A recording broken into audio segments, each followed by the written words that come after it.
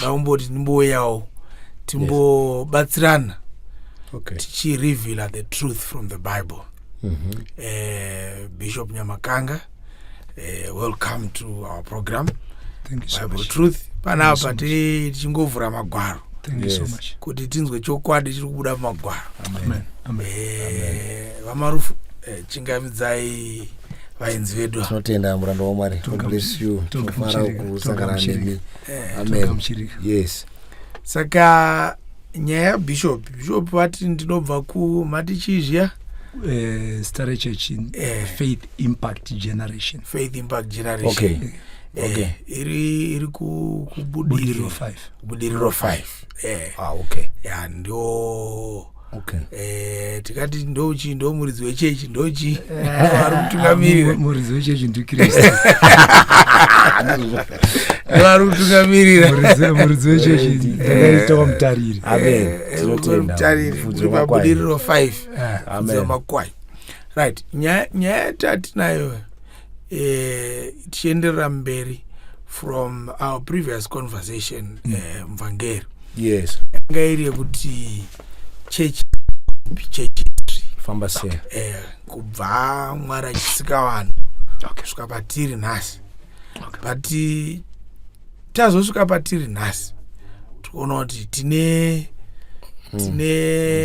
tina Mwari mumwe chete naJesu mumwe chete anotaura kuti nheyo iri pamapostora nepamaprofita ekereke. Asi iko zvinezvi ukacheuka kudai unoona billboard rechechi, ukacheuka kudai unoona billboard rechechi, ukakanda dombo unotema vamwe vari pasi pemuti kana vamwe vari kudhiraivha ma300 series avo vachipinda pachechi pavo. Weekend jakafirira vamwe varinda vakadai vamwe varinda vakadai vari kupesana vanhu vakachena chose. Saka nyaya yedu kuti kana Mwari ari mumwe chete sei machechi akawanda kudaiso handirika avari kufudza makwai vachiti tiri ku Faith Impact Generation. Mageneration muno marari avanoti mangani ati tichikonzwa akawanda. Okay. Right. Very interesting. Saka tisati tatanga kuda kunzwa kure toda kupotonzwa kuti zvakazombofamba sei kuti bishop vazomira kuti ainda kumira pabudiriro 5 ndakunzi Faith Impact Generation. Okay. It's very important. Ndine mabva kupi? All right. Same asvika ipapo. Una tikatonzwisisa pamwe tikatofambawo neimwewo nzira kutanga magwara. Thank you Mr. Dewanai. Amen. Na Evangelist Marufu for this wonderful opportunity. Tidzidzisane. Amen. Kushukura Mwari. Amen. Zvazvinoita ndezvekuti church imwe chete. Amen. Church is one. Okay. Yeah. Built upon Christ himself. Christ. As the foundation. But zvazvinoita manje zvekuti kune ushumiri kana kuti ma-ministries. Okay. Ari mabona. Okay. Saka kwedu hakuna church. All right. Kune ushumiri. Okay. Alimoni. Saka ma-ministry church yakafanana nemutumbi wenyu Mr. Dewa. Kristu ariye musoro wemutumbi. Saka ushumiri ma-ministries zvaanoita kune ruoko, kune gumbo, kune nzara, kune ndebvu.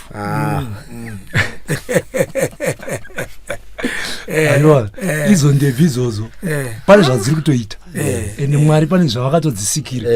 Tsiye idzi dzikabva idzi unonyatsonzwa kuti hazvisikuru ndo zvakafanana nemuviri waKristu. Saka Mwari zvavanoita mukaenda kuna Ephesians inotaura pamusoro the fivefold ministry. Singazivi kuti munotenda here kwazviri kuti Mwari akadana kuti vamwe vave maprofita, vamwe vave mavhangeri. Exactly. Saka Mwari zvavakaita vakangondipawo nyasha idzodzo, vakandipawo assignment inongoenderanawo negrace dzavakandipa. Ndisingati kwedu ndo kuna Mwari muzhinji, kwenyu hakusina Mwari. Nekuti church ine pattern imwe chete. Ndakutaura pamusoro pe Noah, anonzi akawanirwa nyasha. Mwari vakamuti vaka areka. But Noah pari kuvaka areka haasi kuvaka madiro ake, ari kupiwa pattern, ari kupiwa instruction, ari kupiwa muti wekutoshandisa, kuti usashandise mutamba. Toziva kuti mitamba iri padhuze, michakata iri padhuze, but paroda mugofere. Hatimugona. Saka kureva kuti chechi yaKristu, ndikauya ndikapinda muchechi yablue, kati ministry yablue, ndofanira kuwana pattern yaKristu. Ndikapinda muchechi yagreen, muministry ya green, sorry, tofana kuwana the same pattern iri muna A, ndo the same pattern iri muna Z, because the church is built upon Christ. All right. Powerful. Saka imimi mamabva kupi?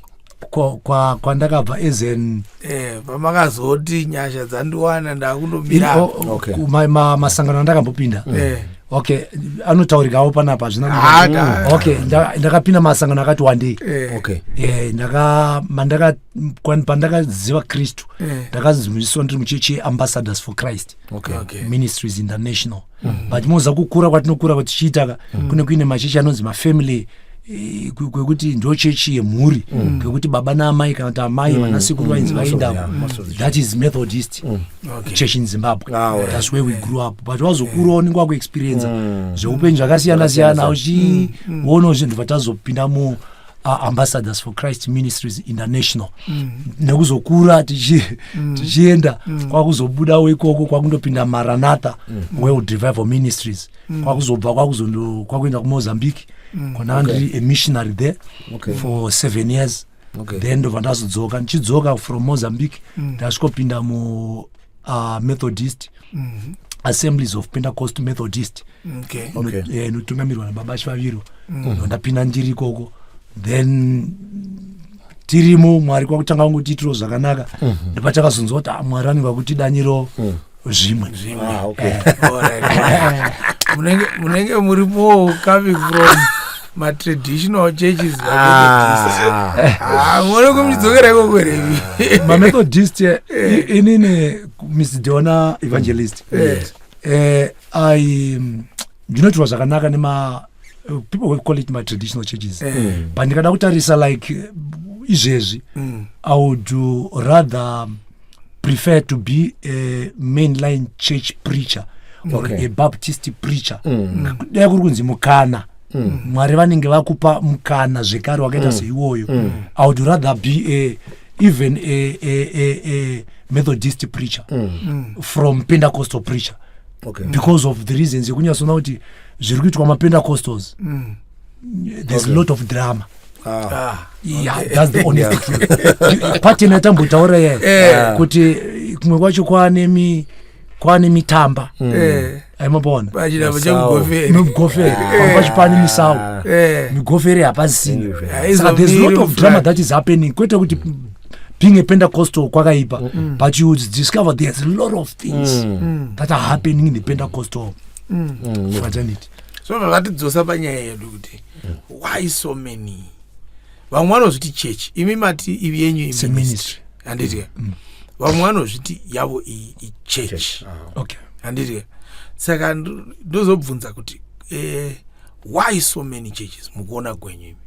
Inini so many churches, Mr. Deona Evangelist Marufu, maonero angu inini ndekuti kune zvikonzero zvakati kuti andi murikuona zvekuti one, vanhu vanenge vaine greediness. Amabona tapinda kuti okay, tangopa a very good example. Tatanga sangano redu pano chamutenguro evhirengoro iri kufamba, but mari yotanga kupinda. Ati murikuona pamwe ndini mukuru, pamwe ndiva mukuru, but mari yotanga kuita se panendri treasure apa muri mari ichita se mari ichipinda.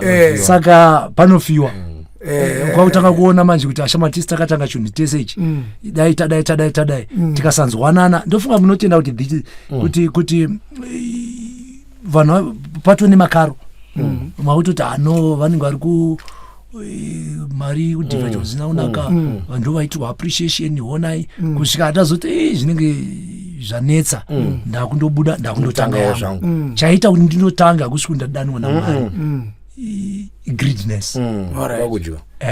Then secondly nyaya yekuti kana ndiri muchechi ndatadza ndotsiurwa kana ndaita upombwe aimona ndonzi enda paspeciamu nakuti zvingaigone kuti Mr. Dewa vandise paspeciamu kana kuti vandidiscipline aimona nekuti hakuna munhu asingatadzi. The Bible says for all have sinned and all short of glory. Saka ndobva ndatobuda ndakutanga zvangu. I want to give you a very good example church history, the way how the Church of England was started by is it King Henry atsurwa kunzi wazoita mwe mudzimai then he moved from Catholic then they started Church of England. Alimona kwacha kuti was called but he was motivated nekusada kutsiurika. Saka tine vanhu vazhinji vari kutanga machechi because of greediness, because of kusada kuti toda kutsiurika. Vamwe vari kutanga because of pride, kuzvikudza. They are hungry for power. Kuti ano inini I can feel kuti ndogona kuita bishop zvavari kuita izvi Mr. Dewa izvika I can do better than him. Saka ndotomira ndega I can do better than him. Ndogona kubudisa madhimoni, ndogona kuprofita kuadarika. Those are that there is a lot of drama especially in Pentecostal. These things are happening. Saka todiko because from our last episode taona kuti there was a certain period yatingati reformation period. And I think tose tobvumirana. I understand you understand church history. Yes, I know. Tobvumirana kuti there was a Catholic church for the longest time. That's correct. Then Church of England ya Anglican. Yes. Yakabuda buda kwa king ati isusu takumira tega ndobva vabuda. But out of that kuna vanhu vakazoti no, we want to reform the way the Catholic are doing. Manamatira atiri kuita haasiriwo ari more on power zvamamitaura and greediness than kushumira. So a lot of people came up. Vana Martin Luther, that's when we start seeing them. Vana Calvin, as you were explaining. So we start seeing then after their death we start seeing kuti vanhu vanozoti ano zvaitaurwa naMartin Luther zvezvi ichokwadi chechi. Vanhu vakuti akuda kutedzera doctrine raLuther vosara vakabata chokwadi chaLuther vakuti maLutheran. Handiti vamwe vosarawo tinotodawo taona method of worship yabudai tama Methodist. Vamwe kuti tobhabhatidza saka takunzi maBaptist. Until a certain point where all that was put aside, if we can say. The period that you explained, Yana 1844. And at that period, if you start further, ndaudzwa navamarufu ndakandoverenga chaizvo ndakaona kuti greediness was put aside. Power was put aside. Everyone was focused on one thing. Christ is coming back. Amen. So they were believing that 1844, October 1844, Christ is coming back. That's good. Saka varume vese vakaungana vakati varume Jesu akudzoka zvokuti uri Methodist Baptist aiwa chiuya ipana zvokuti on the fateful day of disappointment as it is described vanga vagara vese panguva imwe chete, vakawanda vacho vagara panguva imwe chete panzvimbo imwe chete vakamirira kuuya kwaKristu. Kukaedza semangu mangwanani Kristu asina kudzoka. But the world over hanzi vanhu vanga vari mune rimwe chete iri tinogona kuona futi muna Acts 2 handiti upper room rimwe chete rekuti zvezita chaizvo hazvina kunyorwa vangonzi mamune varume muupper room 120 people. Yeah. Saka kurova kuti yanga iri a time period yekuti vanhu vanga vava focused on one goal more than themselves. Handiti now maexplain akaita vamarufu anga ari ekuti muBaptist wanga aya nechokwadi chake, muMethodist wanga aya nechokwadi chake, muAnglican muLutheran anga aya nechokwadi chake, muCalvinist anga aya nechokwadi chake. Handiti kurova kuti kuunganidzwa kwavanga vaitwa it was a way of the Holy Spirit to bring people back together.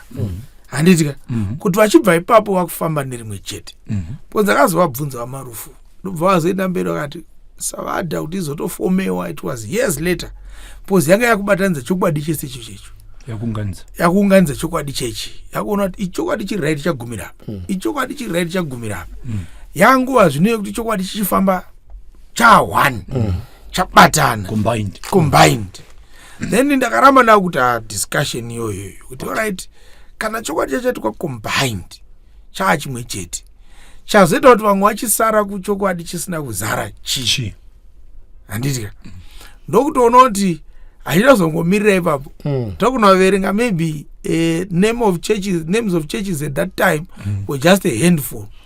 Today in the 1900s takatanga kuona the birth of the Pentecost movement. Then after that takatanga kuona the birth of ministries handitika. Then the birth of ministries takatanga kuona ma prophetic ministries handitika, which have then become prophetic churches handitika. But tunguramba tichibranja more than kudzoka chi pamwe chete. And it, where are we heading, Marufu? Yeah, I think as we have mentioned, the moment we don't appreciate church history, then this whole thing becomes a disaster. Because we try to get a principle that no chance not going forward by looking back. Kana munhu akararama asingazivi kwaanobva. You know, I've also even checked politicians. They use that as a principle. Takabva kupi zvinoita zvinoramba vachiisa mweya iwowo muvanhu. Takabva kupi. You see, it's a so we can't now celebrate our past.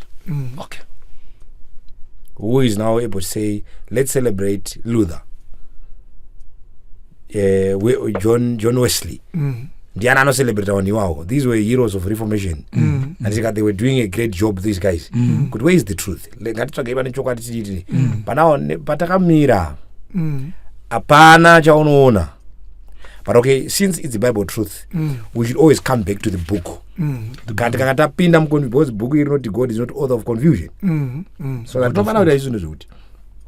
Kana na bishop here, one ministry yao. Hii wanafanya kuti omara inini. Mwari akandituma ndiedzei ndivheneke muone kuti akabva kuna Mwari here.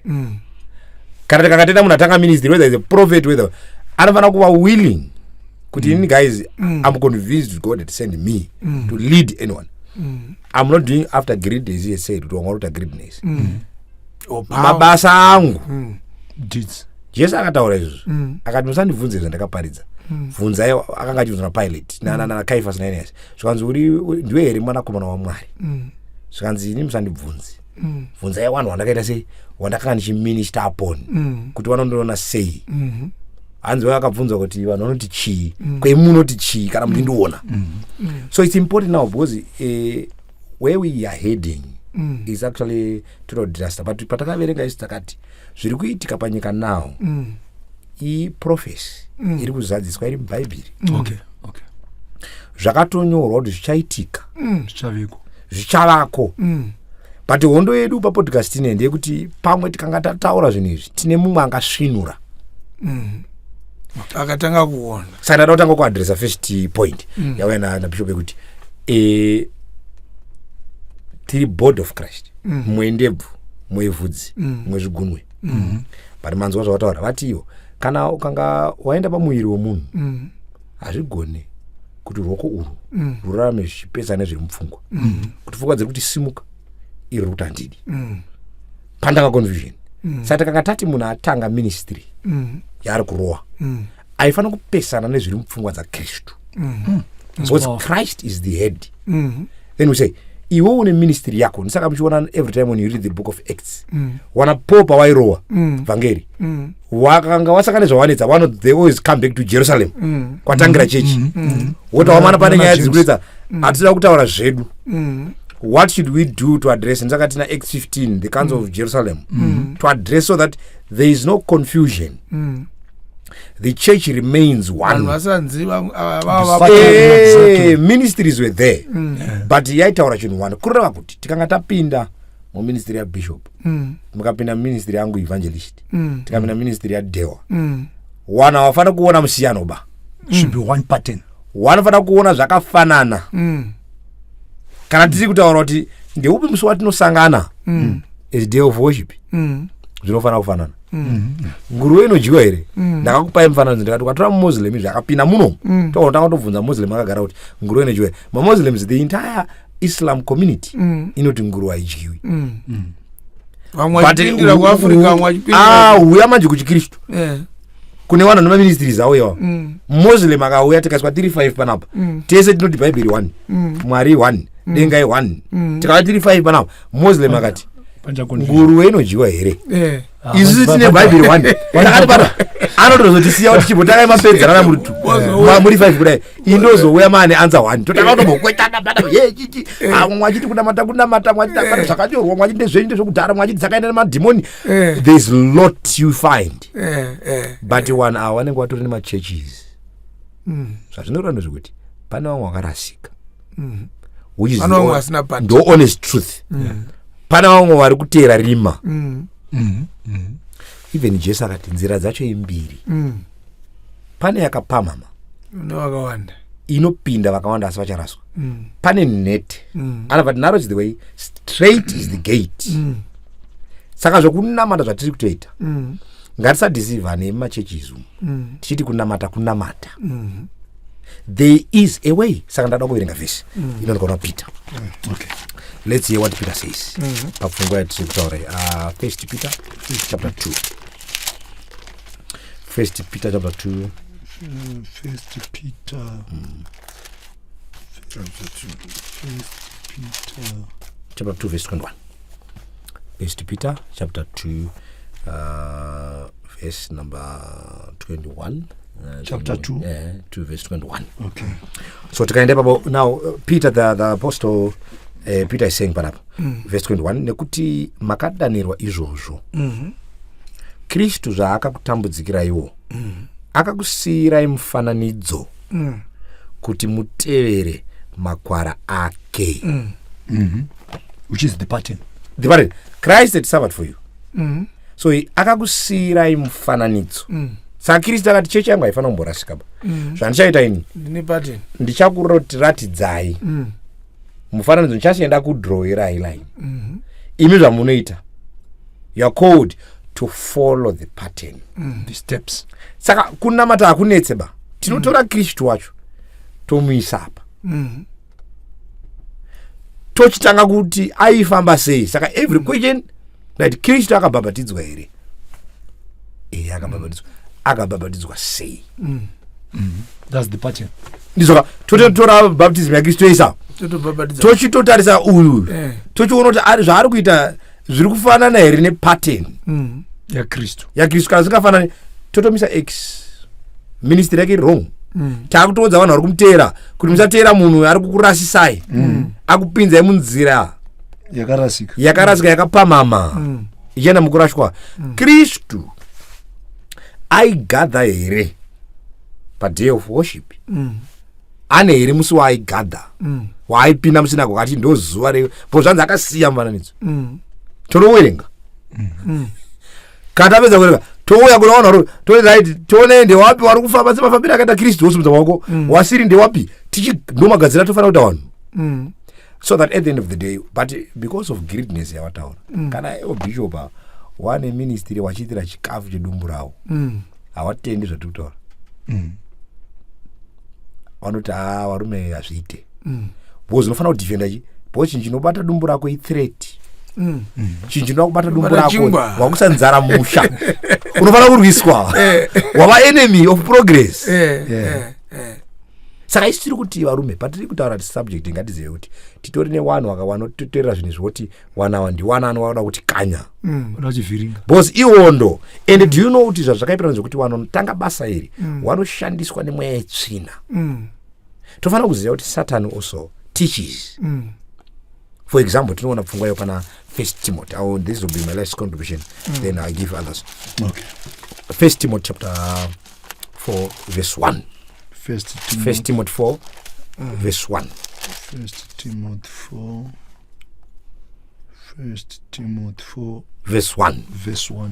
Inoti zvino mweya unoreva pachena kuti panguva dzinouya vamwe vachatsauka pakutenda vachiteera mweya inonyengera nedzidziso dzemweya yakaipa doctrines of devils Taught by demons. saka hatifana kufunga kuti satani haasi a teacher ba. The devil also is a good teacher. He teaches. And atori nemadoctrines hanzi vazhinji vachatsauka pakutenda. Ari kutipowa ari kuprofita kuti nzira iyi yatakusiyirai nguva dzichava kumberuko wazhinji kwete washoma vachatsauka kureva kuti nzira iyi hanzi Kristu akakusiyirai. Mupfungwa dzaapostoli achiona akati nzira iyi ichazvidzwa, nzira iyi ichamurwa. Saka Kristu akanga ataura kuti kuchamuka vaprofita vazhinji venhema. And you wonder why vanhu vasingadi kuzvitaridza izvezvi. Because madoctrines of demons ukapiwa doctrine ka rinokubrainwash. Pinda mauri. Ndosaka tatisu ngatite Bible Truth Podcast where we say what is the truth? Ngatibate chokwadi. Chokwadi ndechipi? Tiine free conscience. Tisina my emotions. Tichitarisa mwene mwachita anenge aona kuti varume chokwadi ndachiwana. Mwari kana ndiri ndachiwana chokwadi kuti bishop maita. Kana kuti bishop kuti ndaita. Kana kuti ndoti ndandakarasika. So it's important that we find the truth using the Bible. I think that's a very very important concept to look at. Yeah. Okay. Ndikutsigira na evangelist Marofu na. Yes. Dakuti tibate Genesis chapter 6 verse 14. Okay. Inyaya imwe chete ndakutsigira sezvataurwa kuna 1 Peter. Okay. Genesis chapter 6 verse 14. Okay. Make thee an ark of gopherwood. Rooms shall thou make in the ark, and shall pitch it within and without with the pitch. And this is the fashion. This is the fashion. Okay. This is the pattern. So no matter kuti mugofa ngori 2 kilometers away, Noah had to walk. Kunotora. Amanaka. In actual fact ndotango kugotsinira mukazoenda pamberi penyaya iyoyo. Had Noah done it according to him and not the fashion. Noah asi akavhara door. And God shut them in. Saka izo kuti pandinozoya to shut ka madimension angu shutting. Adding to that Mr. Deo. Dai akagadzira nemifungo yake nekuda kwake. Akazvituma. Aki iyoyo yanyura. Yaitonyura yanga singozika hana kuita according to principle.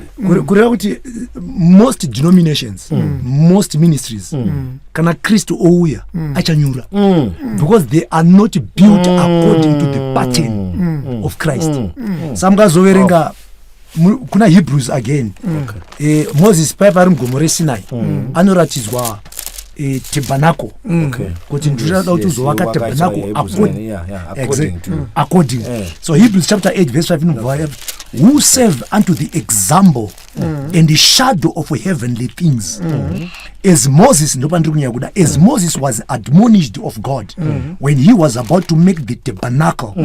For see, said he, that thou make all things according to the pattern.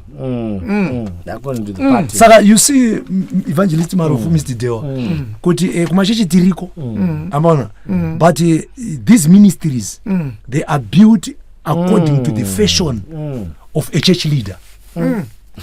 Ndosa mchiona ndaita nemwe mbika ndika ndosa mchiona kuti Mr. Deo mukatanga yenyu church yenyu isiri ya Kristu munogona kutoti makura makuda kuto matokwegura amugone kusira mumwe munhu according to the pattern of Christ.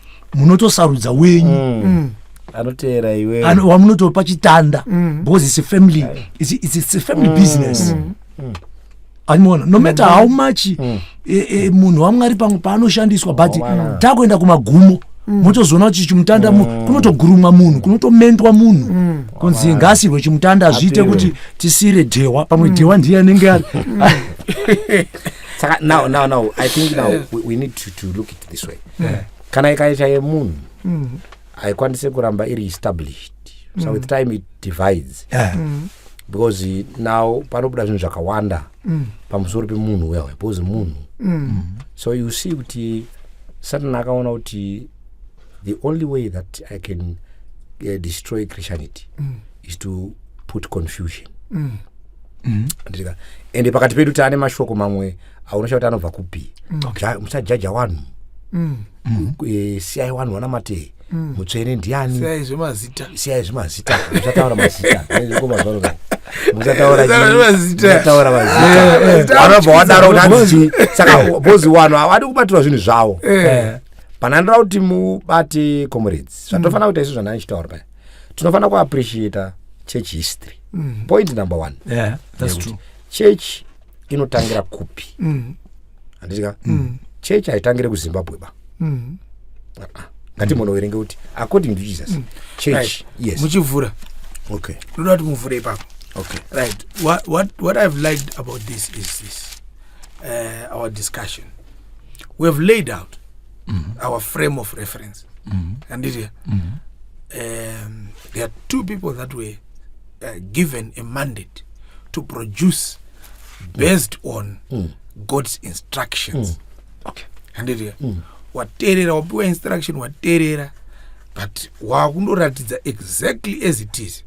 And God has shown kuti if you do it according to my pattern, I'll come and sit with you and you shall be perfect. So human beings are able to do according to God's instruction and create a perfect thing. Yes, it's possible. Right. Noah created a perfect ark, it floated. And at that time we can say kuti paitwa zvakasiyana kuti so many people could have created their own and could have survived.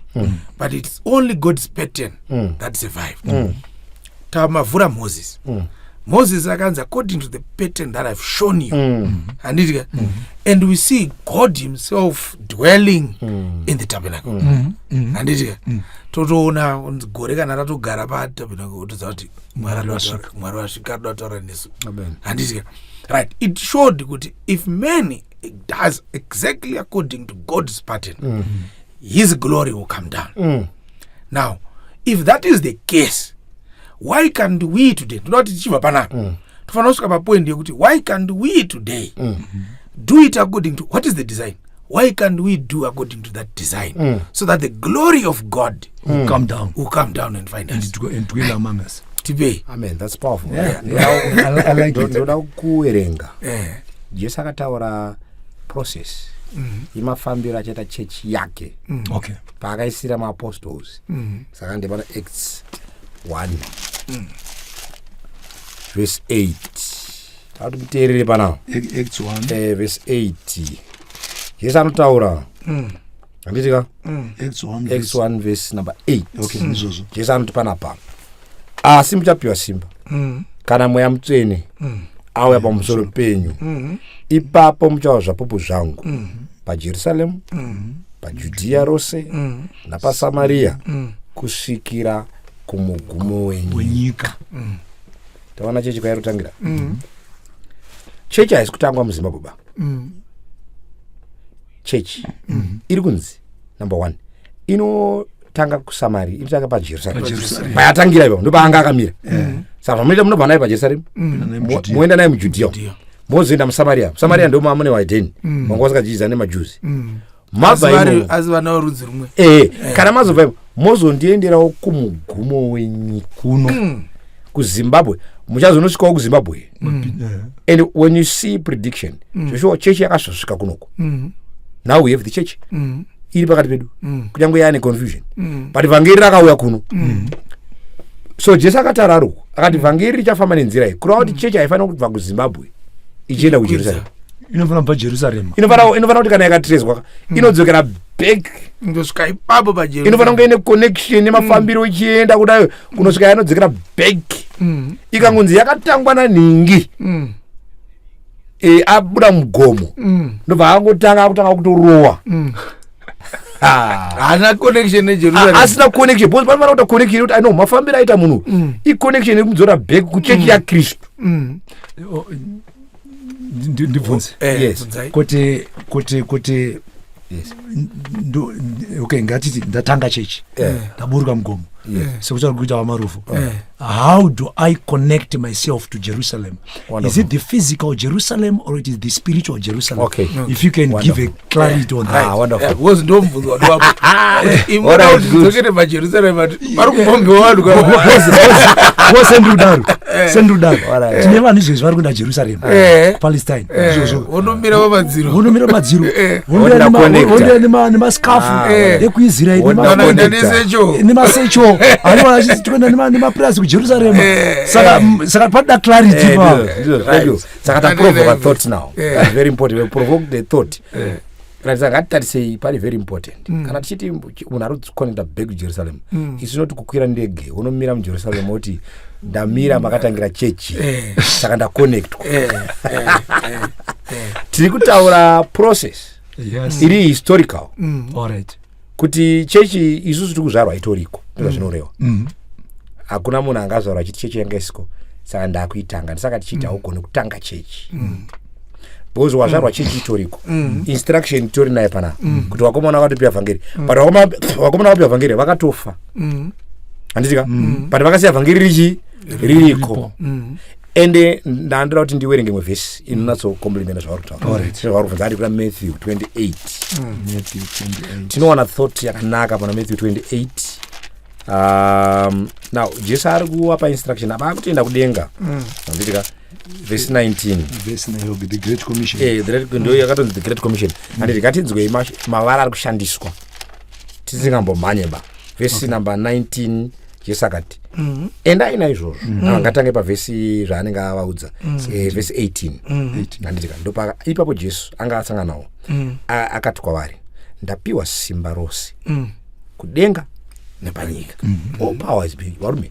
Good news ndezekuti pana mukako wakafa after the cross. Good news the devil has been defeated. All power ndadzorerwa simba rese ndinda anaro sazvanaka izvomana zvaright saka itai sei chiendai naizvozvo nyaya yari kuenda nekuti ndekuti Christ now has all power. The name Jesus saka Peter akazenga kutaura achiti hakuna rimwe zita ratapiwa ratinga kunze kwera Kristu ndo raane power. Saka chiendai naizvozvo muite sei mudzidzise marudzi ose. Crowd according to Jesus mind his church caters all nations. Iri kutora haina races haina ine matribes haina races haisi kuti Africa yedu haisi kuti isusu yokuAfrica iri tikuri Africa bedzi is not selective. Haisi kutaura kuti anzi tiri kurova tiri muAfrican warungu imbomira izvo kuti Jesu ari kuti marudzi ese utribes kurova kuti chechi yaJesu iri kuwanikwa in every tribe. Ukaenda kuIndia unofanira kunoiwana, ukaenda kuPakistan, ukaenda kuRoman kuItaly, ukaenda muEngland, muAmerica, ukaenda kuSaudi Arabia, ukaenda kuBrazil, aufana kunosvika uchinzi kuno kwaiko India kuAfrica. Jesu ari kuti marudzi ese. Chechi yaJesu mind yake haisi selective, haiti awachena tipinde nawo. Chechi yaJesu inoti because every tribe irifana kuudzwa kuti Kristu ndiani, kwete munhu ba. Ende munhu audza kuti ini ndinda ane power. Zvaitika marudzi asipo, because vanhu vanga vasipo, zvaingoitika muPalestine bedzi. Ndoma zvaitika nyaya yero muPalestine, vanhu vasipo. Jesu akati nyaya yekufa kwangu nekudini kumuka, yaitika vanhu vasipo. Waedhena wapo. Endai munovaudza. Dzidzisai marudzi ese terai mobhabhatidza muzita raJesu, muzita raBaba neromwanakomana neromweya mutsvene, muvadzise kuchengeta zvose zvandakakurayirai. Tarirai ndinemi mazuva ose kusvikira pakuguma kwenyika. Amen. Ndo length.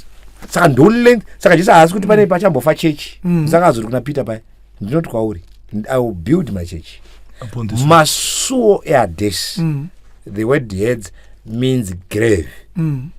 masuo eguva ari kuti chechi kunyange ikasangana neguva rida kumedza chechi haangaikunde. Chechi ine power. mafaimana Peter imi saka tiri kutotaura namunhu chiri kuenda kunyange tiri kutaura chechi haimire ichanosvika pakuguma kwenyika. Zvatiri kuwira ndezvekuti nangwe tine confusion yese yatinayo chechi yaJesu iripo yechokwadi. Ibasa redu muno kuwirirana kuti tinongedzerana kuti apa ndopazviri apa nhasi ndopazviri pazuva ranhasi. Jesu ati chechi saka hatikona kufunga kuti aiwa no hatikarambe tidzokera mashure pane painenge yakazofa chechi. Saka ayo Jesu ati chechi ichafamba kusvikira ichaноmiswa nekuguma kwenyika. Saka muconfusion yese yatiri kuwirirana kuti itoripo chechi yaJesu itoripo. It takes grace now for you to discover kuti apa ndopairi right. But kana unoiona sei? Patogwa something pane zvinhu tu. Alright. Tatanga tikati the pattern tikati the pattern is distinct. Handitika and muridzi wayo commissions it. Handitika neupattern wayo ndobati pattern ndakatokukomandai. Handitika kuzotaura visa whatever I've commanded you ndo pattern. Handitika akati mukativhurira mukati akati mafambiro akaita ndipo utaura mafambiro akaita ndo atofana ma steps ake ndo matofana tasei kufamba nawo. Now ndobva tapiwa futi time period now. Handitika time period kuti from now that I've been given all powers until the end of the world. Is tichiri wapenyu tichiri pano mukarifeya mukati nothing can defeat the church. Awara mirai ndipinde pamubvunzo wenyu. Ngatiite zviri fair. Ngatibodaiwo tichibvisa even wachaona program ngatimbobvisei pfungwa dzokuti kushora vanhu kana kuti ngatimbobvisei pfungwa yekuti aiwa chechi yangu apa tiri kumboti ngatimbotarisei zvinhu zviri paground. Ngatiti alright guidance nekuverenga kwataita handiti katanzwa kuti Jesu ati chechi Jerusalem yofamba enda kuSamaria Judea chichatika kunosvikira kumugumo wenyika. Right.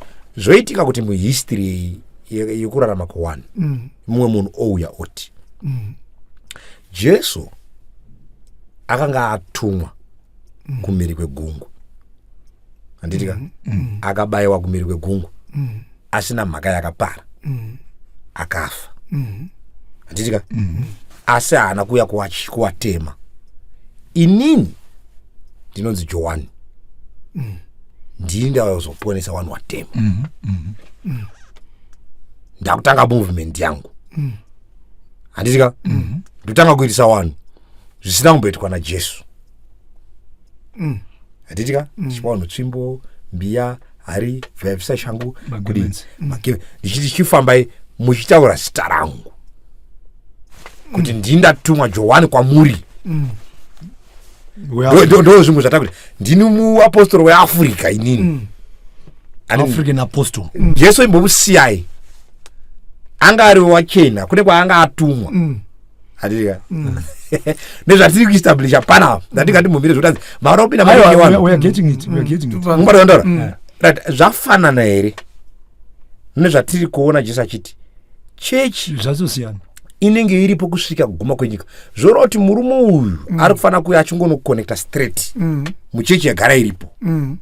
Hafanira kutanga movement yake yaanoti inini chiteera inini wanotanga kunzwa wachitaura iye wachiti ndiye muponesi weAfrica.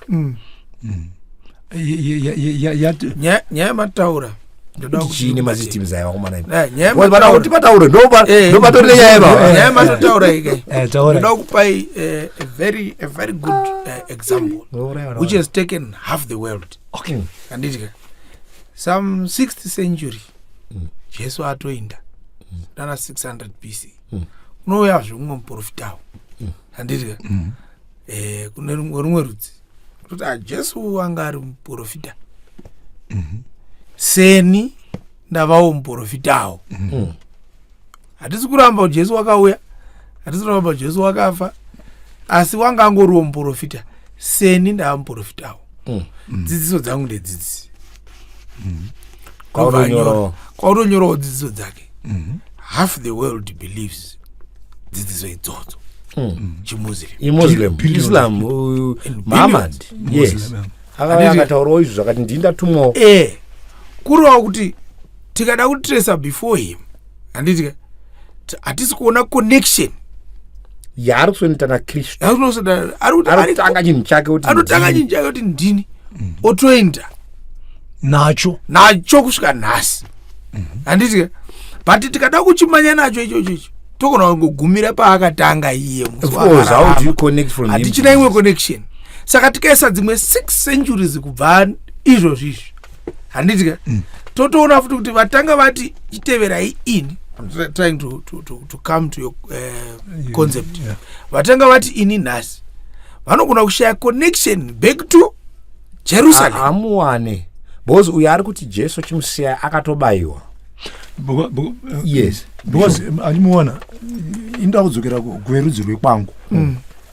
muri kuona kuti even if you come to church the way a church leader, a man of God is described muchurch napanzisa anenge achonzi this is the Moses of our time animuona this is the Joshua because iye anenge ari a church leader zvandakaita ndiri bishop ka ministry yangu ka but the way my followers describe me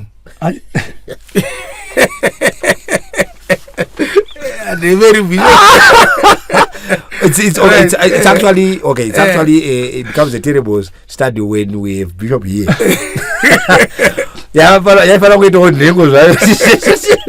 Could you why to escape all these temptations? Okay. You know, I appreciate maybe what you believe in your core, Bishop, because I don't let people know who is Jesus. But our focus studies, we can now be doing the work. This is to connect like Christ, investing ourselves in Jesus. Pattern. So listen, let us connect. Tikatora ma Pentecostals. I have highlighted this, Bishop, on a previous podcast. Tikatora ma Pentecostals ariko ikozune S. The Pentecostal movement. Tikatrace history yao. Chidakona tifamba nawo mu history tinodzokerere ku Jerusalem. Tinofamba nawo tondodzokera pana Charles Palm. Charles Palm 1901 ndio vanhu vatanomira. Charles Palm ndiani munhu angotanga chinhu muna Azusa Street kuti utarise kuseri kwake kuti angabva kupi atumwa nani ari kuconnecta nani there's nothing you hear munhu angotanga chinhu angoya akati ndine class yangu ndine ma students angu wonana Agnes Osman watangorera nendimi watangoita zvinhu wakutotanga kutofamba wakutopusha na JSM wakuti inonzi Pentecostal movement tikuita zvapana X2 it's a movement of power but tingatanga asina here connection evangelist Marufu. Okay, tingamuti Charles Palm nana William Seymour tingatanga asina here connection because vari kufamba na iye mweya mutsvene. Were they not connected to him, the Holy Spirit? Okay, that's fine. That's a very, very important question. Bishop, pakadao. Right. Point number 1. Paroko ya Rumawa. Chechi ya Jesu yanga iri kweli. Ai waka. Ukasa doubt dewa. Yanga iriko. Upon this I shall build my child. I establish that. Igore in this period asaka end of world saka iripo. Mirai saka good. Mirai adinayo tinosvika chete. Right, saka ndada kubvunza. Yanga iriko. Right, then the next question is payanga iriko yaitungamirwa na Jesu wacho here. Ifo anga itumurwa na Jesu. Yaitotungamirwa. Yaitotungamirwa na Jesu. Right, yanga ine mweya mutsvene here. Yanga ine mweya mutsvene. Right, is it correct kuti Charles Palm kana akanga auya andika ane light rad discover is it correct kuti asazviitira ari outside azviitira achi edify the church ya Gareriko? Correct. Okay, can I come in? Ili ndofunga kuti nyama doctrinal issues, difference of dogmas, difference of doctrinal issues. Okay. Animal one kuti probably the church leaders angaripo vakatadza kugamuchira kuti kwauyo another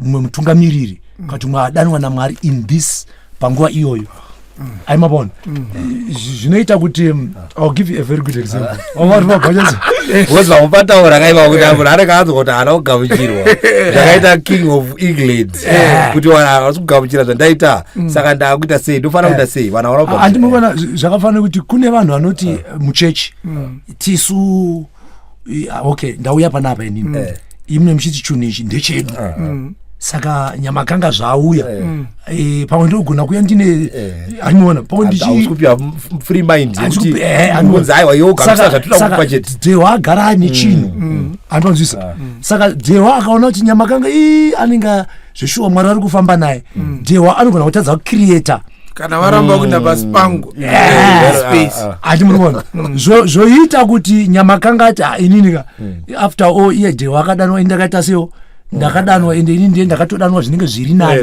ndobva ndakutoenda I think all right. Okay. Ndoda kubata ipapo Bishop.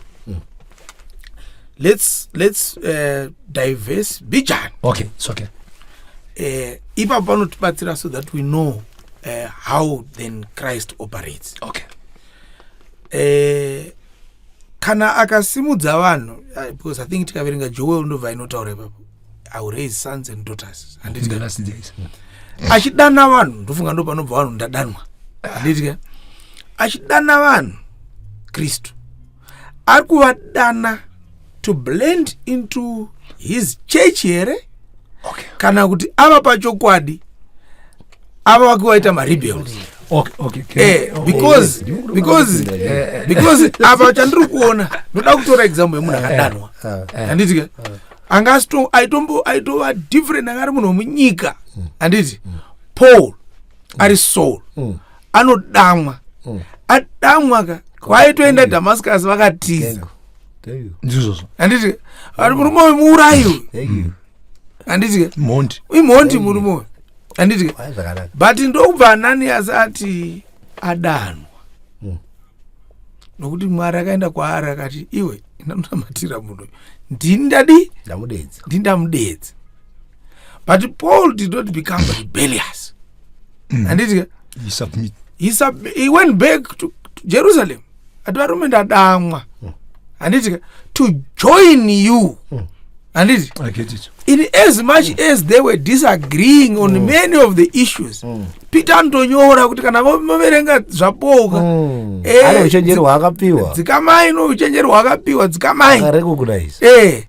asi wanga joina anditi now isusu takuona vanhu vanoti vakadamwa manje anditi vakutotsauka zvinenge zvafamba sei unoza chimisi Dhewa andadhaivesa ndida kuti muone ipapo gifts and callings or ministries mambotaura nyaya yebhodi yemutumbi kuti ruoko ndikanzwa nzara izvezvi ndakuda kundotenga gumba rigone kuti handisuda kufamba nekuti handisi ndichadya amanzwisa Christ is the head saka zvipo our gifts must complement each other so mataura kuti kublenda they must we must not compete saka nyaya yekuzounza madivisions nekuwanda kwemachurches etc inyaya yekuti panoita competition tikudzokera greediness tikudzokera kupower I want a high office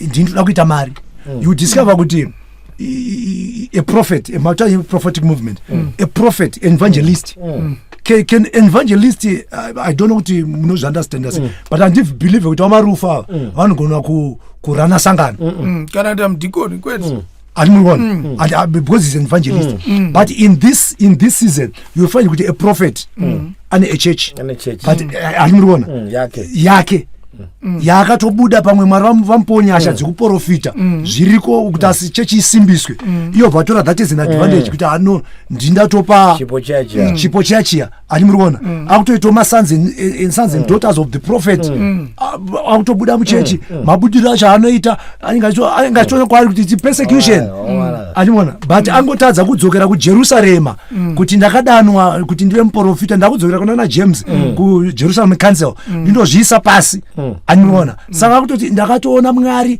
ndichienda Damascus saka kuna unondiudzira ndakutoita zvangu. You see, that's where we are getting the problem. Right. So Dewa. All right, Mirai. Let's establish warume. Andika ini ndatiri ni bishop. Ini pfungwa yangu yaitoti kana munhu asati aenda kuchechi ngaatanga atsvaka chokwadi. The truth. Chokwadi chozomuendesa kuchechi, which is also the vice versa.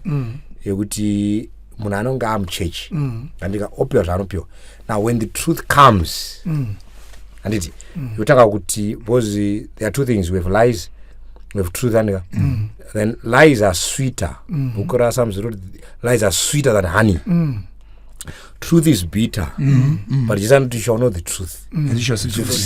Chokwadi chiri bitter icho ndo saka chona kana kazvitaura zvaro unotaka kupopota chichi because there is truth wakabaya pamoyo wanorunzwa kurwadziwa but ndo chinosunungura handitika saka munhu kuti uzoti munhu mune zvaave achirarama zviri then chokwadi chochiya choti zviri wrong zvauri kuita pamwe wato mudhiko handika muchechi wrong zvipo wautonzi ndione ndana zvokumba handika uchiti unotoro 5% pazvipo zvabviswa every Sunday handitika wakutodya kuti wakaimba kutooneka murodzi une GD6 then pamwe chokwadi no pauri kubata apa pasiripo iwe utase mhuri yako nzara ndati munhu anobata dumbu rako ari dangerous. It becomes your enemy. Kuti iwewe ndisaka chikara chemubhukura zvakazarurwa wakatoendeswa kana London nechechi wane urukwira ndege utore matripi mamwe 7 akatorongwa egore rineri unochaenda kuIsrael uchanopinda muPalestine uchaenda urunazona matripi evenzi United States wakutoronga kuti kadapinda muStates handichadzoki handitika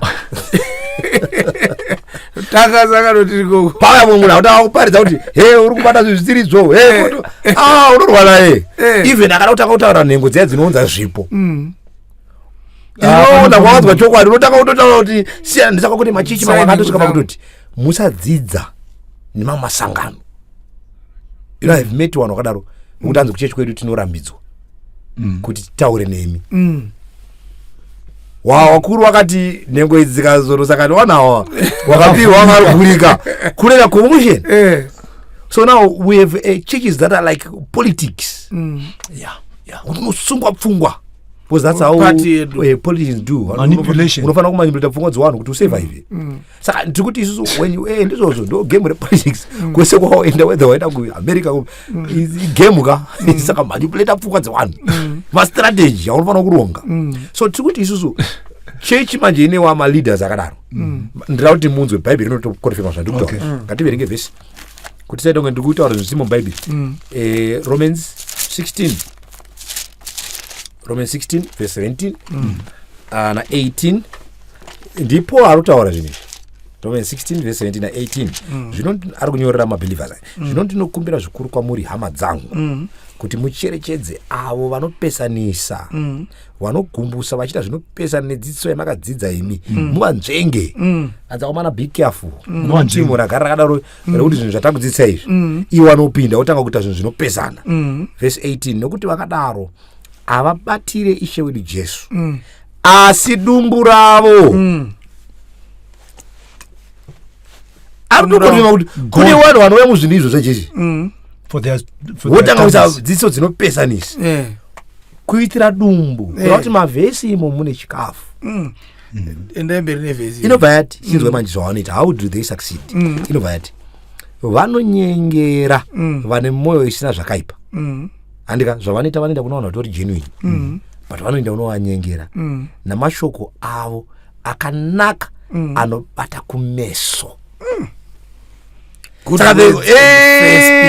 Saka wanoenda wanenge wato they go to not practice kutaura chispeech neine woyo opiwa mic ubata pane vanhu vatone mwoyo yakanaka machiza tutaura mamwe ane heresi hazviri kuti wamwe vanhu vacho vasinzie watori sinzie wari kutonamata. That's why the truth must come. Mwari ari kuti chokwadi ngachiparidzirwa wakarasika. It will be useless kuti iwe wapiwa chokwadi waratidzwa kuti uri kutera muprofita wenhema, utera fake apostle, utera chichi isiriyo isiri kuendesa kuponeswa, wotanga kudefenda. Hanzi awo ane mashoko akanaka anobata, anobrainwash kuti unozonzi no mama chichi anotyisa, hei munhu unozopera zvisingaite, unonamatirwa muno, zvese zvinoitwa muno chete. Usabata TV haidi kuonekwa, usaite mafoni, kuita discharge wanhu, zvinhu zvese zviri ivhu, kuti vanhu vasambosangana nemhari dzo even mumafacebook. Bozanzi kuti kana munhu akaita foni akaenda online achazonzwa mhari dzichiparidzwa. How do we meet na bishop online? He was there, he said, who are these guys? Wamuna kuti vanga online kodai chechi yawo yaitenda kuti mafoni abatwe. Taiona pasina. Saka muri kuona kuti hondo yatina ndeuti wanhu watinawo iko zvinezvi. Dambudziko rawo ndire kusada kunzwa chokwadi. Inda kubvunza ipara kuti katiwirane chimwe chinhu pana Charles Palm. Okay, tadzokera on Charles Palm. Ndoba ndori neki yangu ipo panyaya idzi Johan anditika shoniwa masesedza anditika waruma Paul Mwasha waruma wanuti wakatumwa wakatanga maministries awo ari powerful ane multitudes andika na marange isusu marange tudangotarisa edu wana andika awafane kuramba kutariswa ba ngavhenekwa kana wakatumwa na Mwari kwanorambirei vanofana kuti mabasa edu ari pachena itivhenekai wakomana sati zvatitamboita mana watone iyo mafollowers awo toda kutonza pfungwa wawepa zvinhu izvi tine church history yekubva kuJerusalem papiwa church andika tanosvika pana 1900 church itoriko bhozi yanzi iri kufamba zvatawerenga taestablish Charles Palm oti ndawana rimwe light ranga risiri muchurch. Okay, anditika handichichiriko iyo ndawana rimwe light repa Pentecost. Tiri kufanira kurirana kuita speaking tongues. Anditika ndo ranga rivhangeri rake hombero. We must speak in tongues because even nhasi Pentecostalism inotwa build nema tongues. That's true. Ndo paino establishwa ipa kana uda kurowana nawo isi takaita one episode nema tongues na uyu na nhasi even in our Bible podcast group pa WhatsApp izvo vanhu vachiri kurowana nema tongues because muna kuti iwo kabvisa because kuti unzi une power unofana kushimanda wati mweya uyu akayakaita matongues andika handiti saka isu tiri kuestablish right, but he was atina patinoona when we read kuti akanorejectwa nechechi kuti this man was trying one kuratidza light iri kuchechi yanga iriko hapana, there's nothing kuti anga ari muchechi akadzingwa akauya nelight akati guys I've seen the light zvakaita Luther zvokuti tinogona kutomuconnecta kuti no murume uyu saka Mwari akamutendera kuti ministry ende yakadai so can we connect him back tinotomugondoza ndo connection yatitsvakai kuti tomuconnecta. That's true. auna paunoona murume uyu achingotanga college yake iye haana background yechechi yake yekuti ndiani zvakatangira paari augona kuverenga kuti anga ari kupinda chechi ipi. Okay, unokonzwa kuti is a man who went in America as a street akati I'm a theologian akanonzi akamenda kuEngland amene aingotendera muEngland. I've tried kuda kutsvaka kuti who was this man. You don't find anything. It's suspicious. But unoziva kuti nehistory vanhu vanotanga kugadzira zvinhu but auna chaunoona chekuti ane movement kuti ane kwaanga adzingwa here kwaroda kuti chinji angotanga muroom achiita Bible study yake akatira kutsvaka simba Christianity must have power kusvika taona naAgnes Osman vakuita matongues and he starts this movement. He's not even willing kunoenda kunema machechi aya oti guys this is the light. He's saying katange basa Johan is doing the same. Even Paul Mwasha atina pari kuenda kuna Johan wacho achiti chama let's try to blend zviri kufamba sei wona light ndakaona ngatidai tite seti batsire vanhu waone chinhu one uyu ari kutanga chake utanga kurwa kadai uyu ari kuti ndiri waAfrica but waAfrica wacho havagone kuwirirana naavo mama-Africans patone fight mapentecost ari kuti tisu tadzokera masawada nevamwe kuti tisu tine chokwadi. You see kuti muri papo Marufu, the issue that you are bringing up that people are not going back to Jerusalem, they're not connected to Jerusalem. For example, ya Paul and this guy. I want us to move up in history. Okay.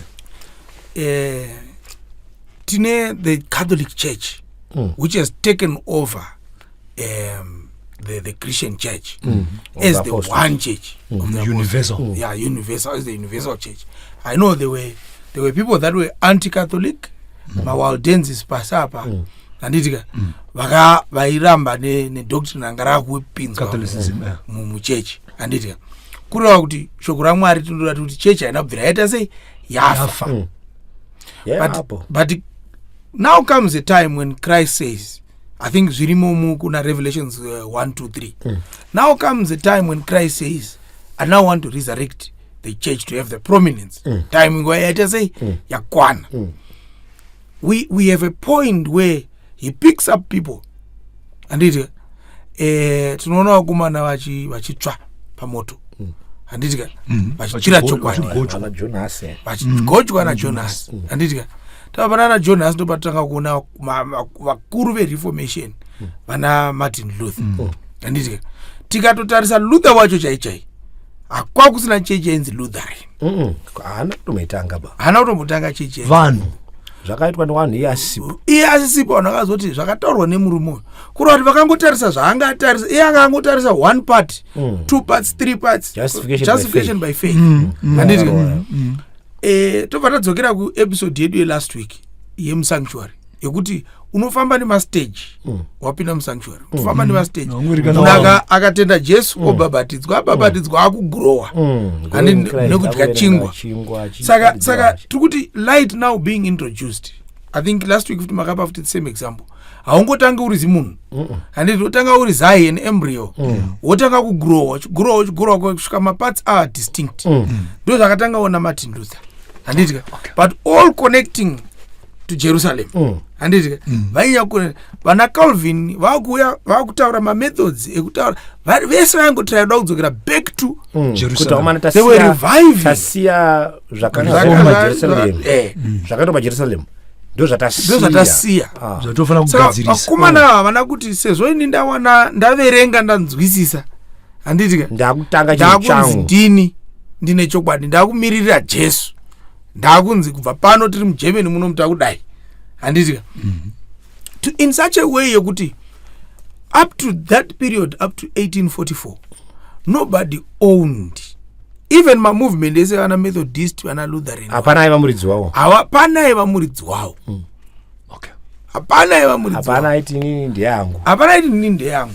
handitika kusvika padhei vakomana vakamirira kuuya kwaJesu. Unoona prophecy yaDaniel vakamirira kuuya kwaJesu. Hapana aiti ine boka rangu takamira tiri pano ine boka rangu takamira. That's why muri kuona kuti pakazofomewa maAdventist chekutotanga vaitoramba kuva nezita. Alright. Vaitoramba kuva nezita because vaiti zita rotonetsa. Kusvika kwazonzi aiwa nyaya 1844 yeye ndo yatotite zita kuti vati tive hold vanhu accountable. Alright. Handiti right because yaya nyaya yekuti muLutheran wauya anzi chokwadi chejustification by faith achisi chenhema chirimo. Handiti munhu anofanira kudya chingwa zvirimo vanhu vanofanira kubhabhatidzwa zvirimo. Handiti chimwe chokwadi chazouya later on ndechekuti saka takufanira kupinda because vanhu vari kuti Jesu asati adzoka saka we must continue with the journey iti akufanira kuita sei ndopakazonzi back to basics. The Bible truth. Now what we are finding today now ndopanoda kuti tinyatsopagadzira ipapo. Why is it that today we are finding Methodists of today and Lutherans of today belonging to people haisisiri movement ba yakanga ichiita tiri kuti was listen we need also to understand kuti I want you to tell you something and one little information about this vandakazvimenshena Roman Catholic Church handitika after yaona kuti ndo hondo yataita panapa okay chitibudzai papo takuwara panapa izvi zvataita because tine system yakacreatwa within because tikuti church yemaapostles yakainvadwa sei yakainvadwa nesystem yemapagans because vhangeri rairo vachipinda muRome but vanapo vaiputsa ukarenga bhuku raActs vainoroana nechini maphilosophers nechichi ndo wakomana wairoana nawo wachidonza zvimitumbi manga makagadzirwa zvana Diana nanani vana Athens saka wairoana nawo vanhu vanoweza mitumbi yayo vana Jupiter wonzi wanga uchita mari but yakuti mwari haasi silivheri kana ndarama is going against this saka ndotsavaza aimbobatwa persecutwa orohwa onzi chi because saka now there was power in paganism because mapagans ndo aitonga saka Christianity yaizama kupenetrate muzvinhu izvi saka uchiona most of the apostles were killed saka vanhu vakanga vawana vhangeri chairo ava vakomanawo pavakafa kwakasara mbwende alright saka vhangeri rakanga riripo vanhu vakuzoti kune munhu ari kunzi akafa akamuka because vamwe vanoti feel what stupidity is this munhu akafa kuJerusalem hanzi akamuka hanzi ndiye akutonga vanhu vese hanzi ari hamene kwaari kudenga chichi vanhu vakati saka wakati what rubbish is this but Christianity yaionekwa paani saka mwari akanga aitendera kuti ive nemamiracles kuti muzoona kuti pakutora simba zvichuwa munhu akaremara aibva asumudzwa kuti chichi what's going on philosopher aibva aramba munhu anga ari bofu zvari vasingaoni osi abos vaintroduce kingdom wakati kune kingdom inouya inenge isina mapofu Kristu ari kuchazouraya urema hwese saka vairatidza zvise izvi and now mapagans because vanga vari interested nezvinhu zvinyowani wakati this is the religion maybe we want handitipindi but zvatinoita isusu let's negotiate tibhabhatidze paganism ipfeke chibhachi rechikristu saka vakasvika kuti kuna Jesu ari kunzi akafa akamuka handitika havene kwaari kudenga kuno kutina Tamuzi wedu akafa kuti akamuka akaenda kuzuwa saka isu ngatichiti kuti saramba tichirowana nemakristu religion yavo ine power ngatichibhabhatidzei Tamuzi tomupasitari kuti Jesu that's how they entered handika kwanguri kurome kuti Catholic it means universal that's universal kuti tiri kurwa zvese ava kuti chechiri kuti tiri kurwa vhangeri riende kumunhu wese saka Tamuzi abhabhatidzwa patamuzi uku mapagans akazvarwa 25 December saka naakunzi Jesu abhabhatidzwa automatically Jesu azvarwa musi wani wa 25 kana uchida kuona kuti haasi Jesu zvinoitwa paChristmas zvinobudza kuti hazvinei naJesu watinoverenga maChristmas lights maChristmas tree zvese zvavari kuita Santa Christmas vana Santa Claus vana Father Christmas ipaganism yabhabhatidzwa now focus instead yekuti tione Kristu the focus takuona Father Christmas ari kunzi anoene zvipo achita noizi mudzimba dzedu achikanda zvinhu izvi very Christmas tiri kupiwa zvinhu izvi kuno kuzvikamuchira vabhabhatidza mai wake vanonzi Ishtar Ishtar ndo mai waTamuzi saka mai waJesu ndiani ndi Mary saka pagadzirwa chifananidzo chani that's why now you see kuti if go to Catholic today Mary becomes a powerful woman so they to blend that but mareformers vakaona zvinhu zvese izvi wapana varume waiwerenga wakati bata zvisi mubhaibheri izvi ndo watiri mareformers wakati vakatanga da kutirai kukorekta chechi pakaita reformation chechi yakaona kuti paipa panao zviri easy kuramba tichienda isi toramba tichiexpose kana tiine mareformers aya so murume anonzi Ignatius Loyola akatanga majesuits now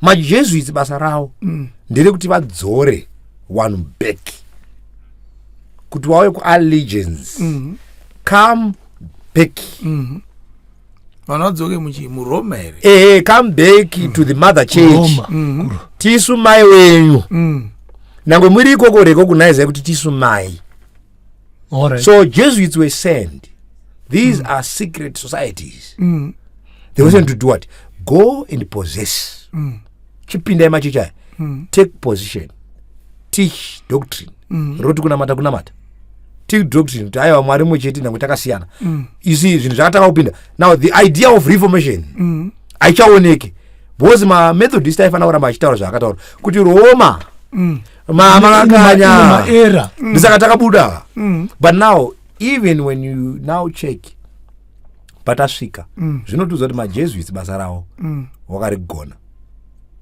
because masendi akazowanda wakati even kana church history yacho aichaoneke watikonza more confusion, and we believe kuti ndo wakawanda vacho vanotanga machechi. Where did Charles Palm came from? He's just a mysterious man. He comes and he starts this movement. He pushes it, and now we don't even know. Who is this man? Angova somewhere, mende kwa America iko atongotanga chinhu. But Mwari vanogona here kutapo tingati Mwari vakatadza here kumushumira. Zvingade here kuti right. Nyaya mutora. Mira ndibvunza. Ndoda kuti mutidzokere muBhayibheri. Anditi mutidzokere muBhayibheri. Tiite maparallels iwawo. Okay. Ekuti church anditi because pandiri kunzwa parutobva bishop ndeve kuti saka Mwari akarega zvinhu zvakadai zvichiitika here iyewo rega chechi yake urasika zvokusara saka ndoti muti drawere those two parallels. Okay. Where the church was tiri kuti end of the world yasati yasvika handiti but matipa hedu enzira mbiri dzakataurwa naJesu handiti vanhu kungowanda kwawo takuona but toda kuti tiite narrow down where the two parallels exist today. Pamuri kuti imimi Roma yati itai henyu zvo zvamuri kuita asi muri vana vangu handiti chechi yaMwari iriko asi ava vakatsauka vachitraya kudzoswa mataura mimi katoti we don't understand where this guy came from. Charles Palm. But he was so powerful and he came up with a movement and the movement still exists today running parallel to God's church. Okay, that's right. Because Bible truth. Saka atidi kungoita ndandira kuti mimi maybe warume tuone zviko zvinishada kuda kuvereka face but ichidzidza andika toona kuti is there a difference between Pentecostalism and Catholic? Okay. Yeah, to draw those parallels. But toda kuti munyanya kuti uona kuti Charles Palm ana kugadzira chimwe chinhu chakafanana exactly ne Roman Catholic. Okay. Mboti saka ndaenda muvereka bana. Right, parallel line. Ngati zviri kuitika zvisei, is it not prophetic? Yeah, at least that's the best we can do. Right. Number 1 ngatanga tabvunza Paul. Acts 20. Acts 20.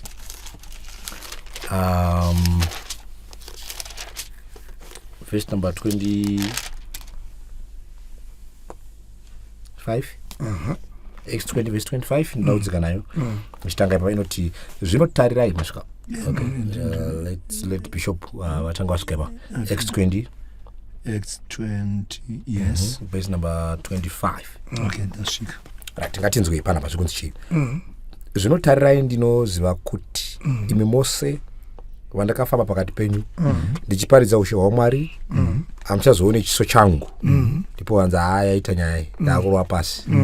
Naizvozvo ndinokupupurai nhasi kuti ndakachena paropa ravanhu vose nekuti handina kutya kuparidzirai kuda kwose kwaMwari. Verse 28. Zvichenjererei imi neboka rose ramakaitirwa vatariri varo naMweya Mutsvene kuti mufudze kereke yaMwari yaakatenga neropa. Verse 29.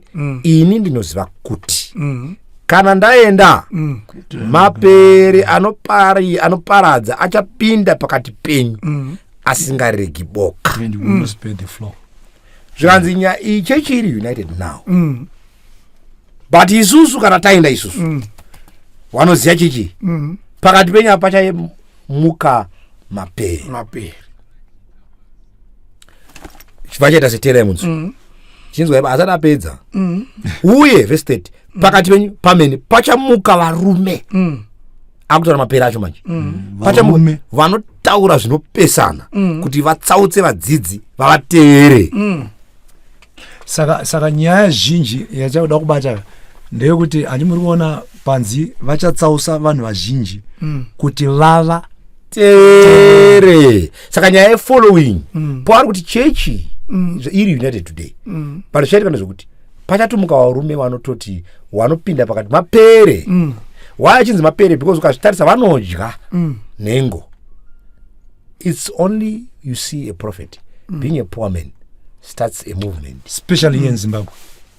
Then a few years later ane majets ane dzimba aibere radya vanhu nhengo dzake dziri kushayiwa takaona isusu vanhu vachinzi zvidhina zvoita $10 chiri 1 chichiwe maorenji nengo dzichidyiwa. Handi nemumwe handiti mabhondi ndoda US wachidya vanhu mapere endi but vanhu vanovateera. Saka vanhu ava vari kudivheta the truth for the sake of following. Ndoiverwe kuti akawana following ndo mune mukaka kamo ndo mune mukaka. Saka parallel line number 1 ndeyekuti zvatiri kutiona zvichiitika iprofesi zvinhu zviri kutozadziswa po akanga atozviratidzwa akati ndisaenda kunyorera vakomana zvichaitika. Even Jesus himself akasiya ataura zvinhu izvi kuti zvichaitika. Ngatimubvunze iye Kristu muridzi wechechi akazviona here? Matthew 24 very important chapter. Hazviverengwe machurches waranga vachingoparidzwa zveofaring sida chichi ndo zvinochitaurwa.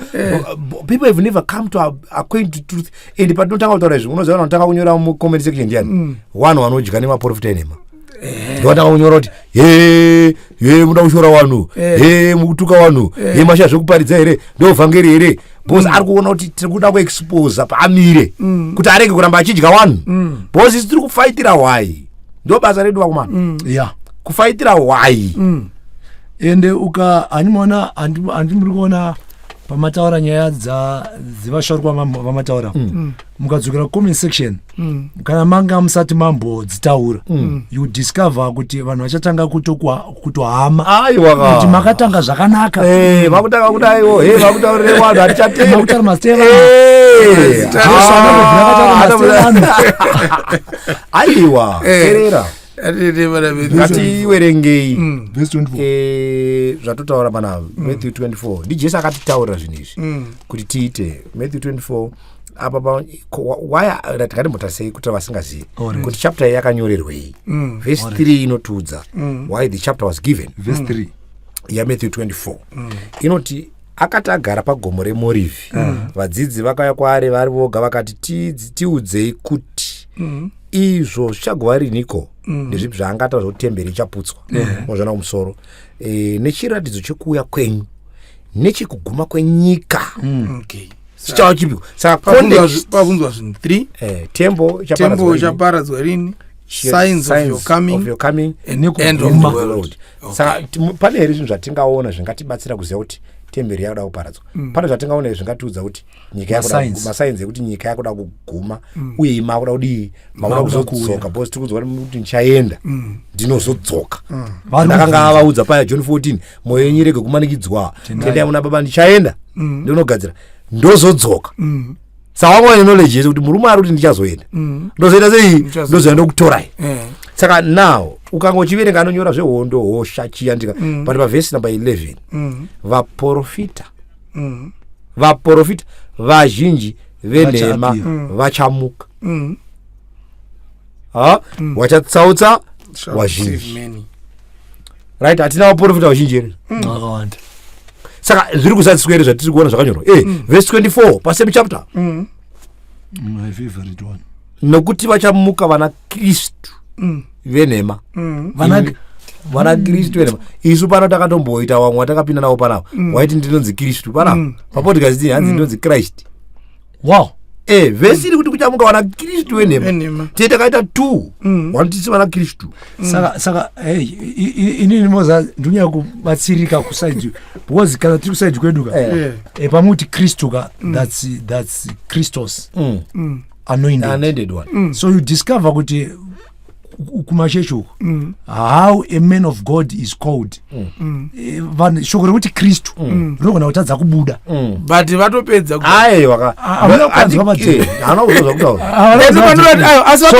vatopedza kuzvita Kristu kuti highly anointed man of God. They are simply saying Christ. But havasi kutaurwa kuti Kristu chaiye. Yes. So when you read now, when you read Jesus now, saka zvinoreva kutoti patasvika apa kuchamuka na Kristu venhema nevaprofita venhema vachiratidza zviratidzo zvikuru nezvinoshamisa kuti kana zvichibvira vatsautse vasanangurwawo. Tarirai ndagara ndakuudzai. Saka vavenhema havasi kutamba navo. Aiwa saka imi tikawirirana isusu hatifanira kuteerera vanhu vari rebellious. Vanhu vari serious. Tikawirirana isusu panapa kuti nyaya dzatifanira kutaurwa tarasa why. Vanhu varasika. Isu basa redu nderekuti tipe why maziso kuti dzione. Po anototi mazuva ekupedzisira vanhu vakaipa vachange vachitsautswa, vanenge vachitsautsa nekutsautswawo ivo. Ndo zvakaita deception mazuva ekupedzisira kuti unenge uri busy kutsautsa vanhu iwe futi uchidii futi uchitsautswa. Saka deception yacho ichange iri massive. Saka zvinoreva kuti takwanisa kuchidzoka because iwe unenge uchienda kuNigeria aimuona ukutondotsauka saka ngatimboverengei imwe vhesi. Saka kana tasvika apa tinoita sei? 1 John handitika 1 John chapter 4 hapana munhu anofanira kumbotirambidza ba because hatina munhu watiri kushora. Amona teaching ike you discover kuti mumachurches mazhinji gore rino hapana hadi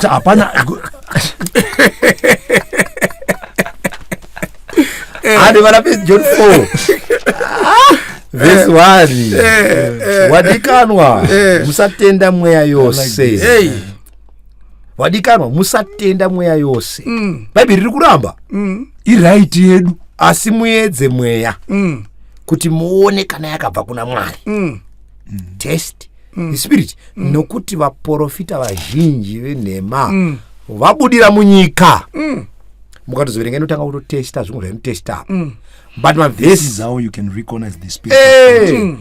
Saka ita kutaura kuti mweya umwe nomwe unopupura kuti Jesu akauya munyama inotipa a glimpse of how we test. But muri kuona here kuti Bhaibheri riri kutotaura kuti munhu akati ane mweya anofanira kutestwa. Charles Palm anofanira kutotestwa. Hakuna munhu anofanira kutirambidza ba.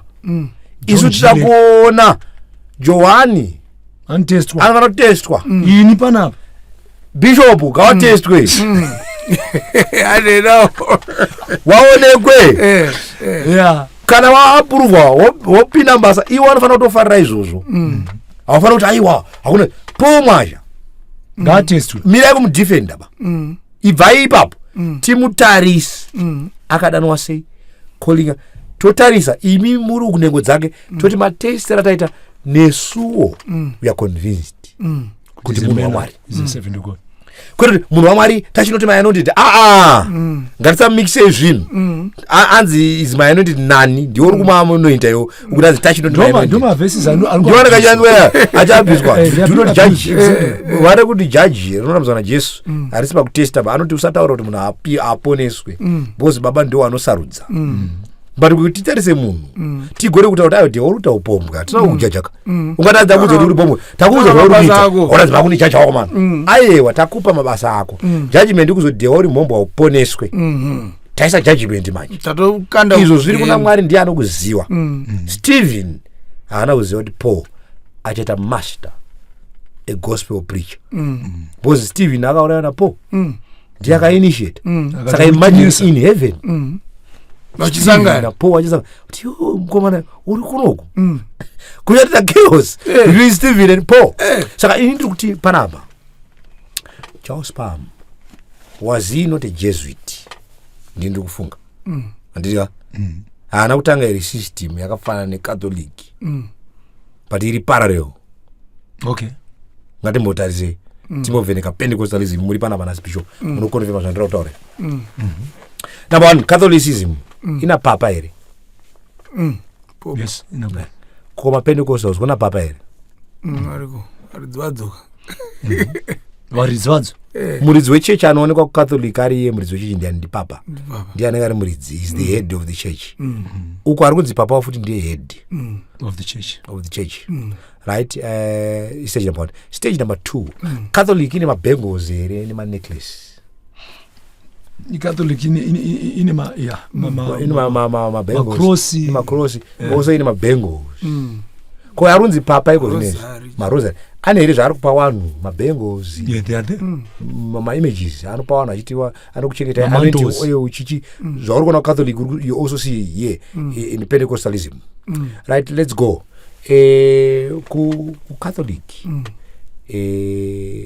vanoti here the mark of their authority is Sunday as a day of worship. Ndozvatora maCatholics. Wanti isusu mark yedu inoratidza kuti tine authority is we worship on Sunday. Pentecostals also established on Sunday worship. Ndo mark of the authority kuti titanga kutowira na bishop ana kutaura nyaya kuti sabata nditinga kuti sabata nderipi tatopezana atichatowirirane ba atichatowirirane asi kutanga kwaro tinokuziya but apa kuti titange kutaura kuti sabata atichateite tatopesana. Asi maCatholic anotaura kutanga kweSunday worship. maCatholics anotaura kuti isusu takaistablisha Sunday ndo kauda kuzoti chiri empower uida kuzoti wana awa achiri kuteera ndozvaunotonyora wandi kana uida kuzoti wana awa achiri kuteerera isusu mai wavo tarisai kuti wachiri kuchengeta Sunday rese sabata because aona paunozviona kuti Sunday rakazoestablishwa Sabbath. Even now if you go maJews wacho wangu wachiri kuonanasi sabata iSaturday kwavari. But now Catholic yakachinja, we know what happened in history. Kwa wakachinja history, wakachinja mapaganzi akawaka aina mata zuwa Tammuz Sunday, nisapakani Sunday Sunday ndo rakari chief day rawo because ndo musi wa Tammuz. Saka wakafunga kuti sabata ndere maJews warikuita evangeli because vangeli ari maJudha wanapita angari maJudha ndoero vangeli. Saka wakabva wati no, saka patiri kubhabhatidzawo ngatipatabhabhatidza Sunday rite sabata wanakonstituta ndo zvawakangoita kwabva tatopinda mudhakeji takadaro. Saka even on a Charles Palm vakapomora havana kutaura zvese namweya munzveni wavo wakangoya vakangotaura kuti ndoza tiri kutorwa takaita tiri kutofamba. You see a parallel. Catholic inotenda muna Jesu but inoti Jesu na Pope vakafanana vakaenzana. Okay. Ndisaka achinzi vicarious fidel general the deputy munin'ina wa Kristu. Kupere kwezo prophet na Jesu wakafanana here. Katarizei Jesu anonzi ndi mediator ndiye kuendesa kuna baba. Prophet anoti anotiendesa ndiye anotiendesa we come through him. Ndiye mediator wedu. Tinotoudza papa yoti the Lord is saying to me pamusoro pako zvakava nechiwano chiya kuti tinombera. Saka munisanda through the prophet whether kupostori chaiko you went through the prophet. Muprofita ndiani iwe hauna simba access rekuti uende kuna baba. Ini ndotendera nawo amanzwisa handimuri kuona tikadzokera kuchurch history paya painzi paitengeswa nyasha kusvika Martin Luther indulgences. You get what I'm saying? I believe that even in this season these things are happening. Zotengeswa ndinodeko kuti akutengeswe mari mari anoending oil $1,000 even kuti watende vanobhadhariswa mari indulgence. Seed offering indulgence, that's an indulgence. Ndozviri kuitwa vakomana vaJesu Mr. Deo muruda tenda apanzwisa mapepenya ato they are selling panenge parikuita pane zvinhu zviri kubata you come kuna bishop apanzwisa anotombokuudzei kuti bhadharai but piye wangu anotokuudzai ime masekretari kuti pane zvamofaita se pane zvamofaita pamubvisa $200 iyoyo you are buying grace. You're buying grace kuti zvinhu zvenyu zviite se saka ndikuwira naevangelist kuti tikudzokera kumaindulgences aya aitengeswa. The book of Revelation calls it the image of the beast.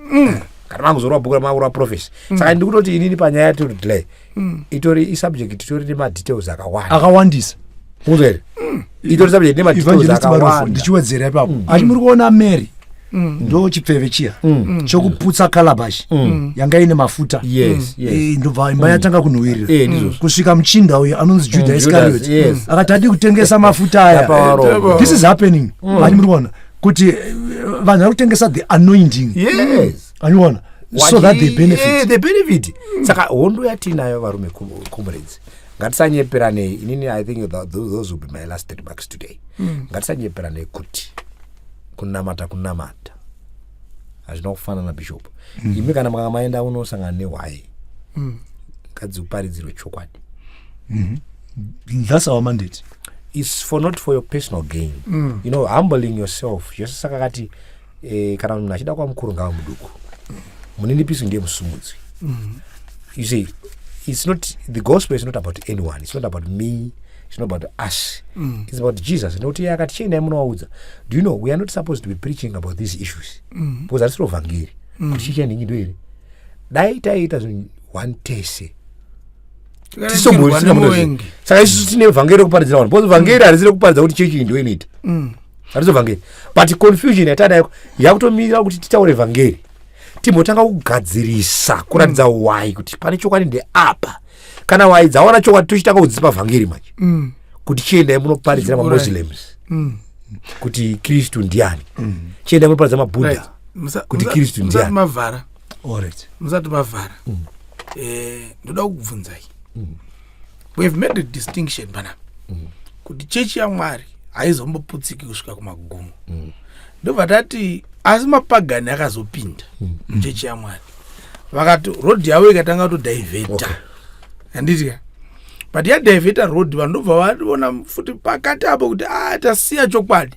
Vanhu kutanga kuda kudzoka.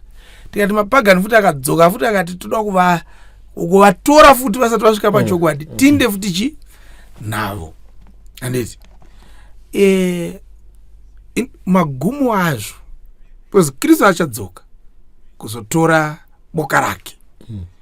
Magumo azvo zvirimo here muprofesi panodzoka Kristu. Because tatisusu Mwari ndeumwe chete. Kristu ndeumwe chete. But takati fararira vamwe navamwe vari pasi pemunhu wamwe vari pachii. Ndikuti magumo azvo tivhurirei muchokwadi mubhaibheri. Handiti panonyora kunzi kumagumo azvo. Because togona kufunga kuti tichada kuenda kuvanhu tondovaudza chokwadi vanhu vagodi tigodzoka maybe taachechi 1 magumo azvo agozoya tiri chechi 1. Handiti todotiziva kuti magumo azvo kuitira kuti munhu kana achibuda haade kubuda nechitinha chaakaisa ipapo achiti kuitira kuti paputsike. Handiti asi anongoti aindaona chokwadi ndakutoinda chokwadi ndechamfollow. Okay, magumo zvine vhesi here. Zvine vhesi. Ngativerenge. Matthew 7 verse 21. My favorite scripture. Pane nyaya Matthew 7 verse 21. Saka utoona Jesu akutanga kutoestablish nyaya idzi. Akadzona Matthew 7 verse 21.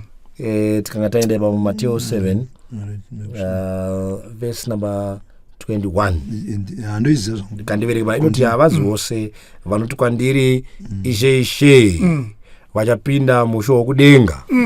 Asi izi ndatotanga havasi vese vari kuti ishe saka chisa kuti in my name vanhu vari kutodedza Jesu. Kune vhesi yainotanzi wakadzi vanomwe vachabatana munomwe chete kuna Isaya asi vachati chingwa ndechedu asi toda kudana nezita rako zvese ndezvedu asi ana Jesu vari kuti ishe havasi vese vari kuti ishe wachapinda musho kudenga asi unoita kuda kwababa wangu vari kudenga. Verse 22 pamabvunza pakupedzisira wazhinji wachati kwandiri nezuva iroro ishe hatina sezvayesingoita ishe hatina kuprofita muzita renyu here. Maprofetsi kaya nekudzinga mweya yakaipa muzita renyu here. Inzwa zvavari kuita vanawo nekuita mabasa esimba mazhinji muzita renyu here kwete machomo mazhinji bishop. Takaita zviombe maTV takabuda Facebook takazadza million views takazadza taisaita here ndaishi makuda kutirasa denga ramira zvikadzi zvino ini asi wawara ndichaudza pachena handikuziwei ibvai kwandiri imi vaiti vezvisakarurama. I don't know you. God, there were people who were being operating as prophets, apostles, bishops, evangelists, senior oracles, pastors. Wachita zvini izvi clergies. Wachita zvini izvi muzita nemasimba makuru asi Jesu asikawazivi. Alright, tapanzwa ipapo. Pane timeline here, pa church timeline. handiti tanzwa Jesu achitaura in advance kana akuzopa yaprofesi pane timeline reno yatototi right mazuva enyu iwawo tapanzwa mazuva enyu iwawo this is in my prophecy I'm giving you in this timeline because tiri kuona kuti Mwari asi weconfusion ane time dzake handiti and tatoona kuti at a certain point akarega zvichiitika but akazosvika akazvimisa akazvitanga akati chendai so pane timeline here yatinoona mubhaibheri because right now kazviita kunge zvakazongovhurwa so no you kuvhurwa ize kungozotongowanda kwao machechi so akutongowanda zvimwe zvaizvo kutoti in each day ka takutongowanda multiplying. Yeah, they are multiplying mushrooming. tinayo here timeline kuti ini ndachida kutaura kuti ndechanga ndakuchidzokere kumashure ya Charles Palm kuti akabva nekupi ndada kutaura a very good example yangu ini kuti pachanya yapinda kositoikai ndakabvako ambona zvimwe zvezvinhu zvacho zvatiri kutaura panapa taitova kwazviri kwete kuti taiitirwa taitoita muza kwandikubva navo saka ndokubva ndaona ndega kuti ndobva ndaita 10 around pandaita 10 around kugamuchirwa zvisikabva pandakaita 10 around vanhu vakatotanga kutobuda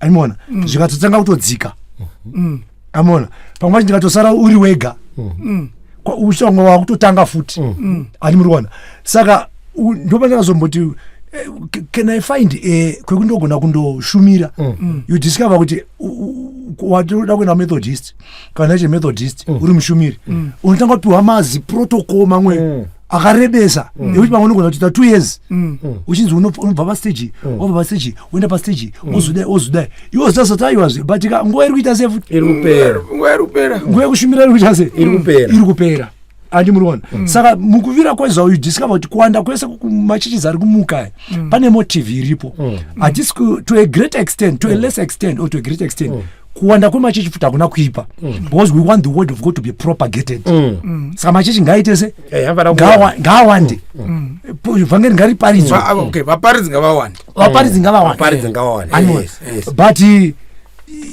kana maministry awanda pattern is there the pattern of Christ saka zvinoreva ministry yega yega inofanira kuvhenekwa under microscopic or under this book ministry yega yega munhu wese ane ministry. I think let's not confuse two things anditika let's not confuse two things which end vamarufu anditika might belong to the church anditika but is also able to run a ministry unopanzwa to run a ministry. Paul was belonging to the church but I ran a ministry. ndo paanozoramba kuti aiwa you don't belong to me while I'm here I brought the gospel to you you don't belong to me hamusi vanhu vangu muri vanhu vakristu vachimisi dewaka imimi kana mine ministry you don't wake up muchiti mune ministry because you belong to a church. Ndo patutaura. So let's not confuse the two. Church ya Mwari ingoriko. Inofanira kunge iriko. Inofanira kunge established. Inofanira kunge ichizikanwa. But vanhu nenyaya yekuti shoko rinofanira kusvika kumunhu wose. Anditika kana wakuenda kubasa, ministry ingori basa, imission. Munhu ari kuenda kubasa. Kana ari kungori kuti ndoda kushumira ndichamboenda kundoparidzira budiriro. Kusvika budiriro yatendeuka. Imission. Anditika uri mubudiriro imission haisi church muri kuona haisi church haugoni kuti ndatanga church because church haitangwe aiwa yakatangwa kare. I think also let's read to establish that ngavaite verse rinopupura zvamuri kutaura first vakorinde chapter 1 verse 10 ndipo aritaura nyaya paita hondo pakorinde pakauya muchinda anonzi Apollo. He was a dynamic speaker. Chapter 1 verse 10 Apollo airova vhangeri rakasimba rine power. Verse 10 Paul manje akuti chipana akuti zvino ndinokumbira zvikuru kwamuri hama dzangu nezita rashe wedu Jesu Kristu kuti imi mose mutaure chinhu chimwe.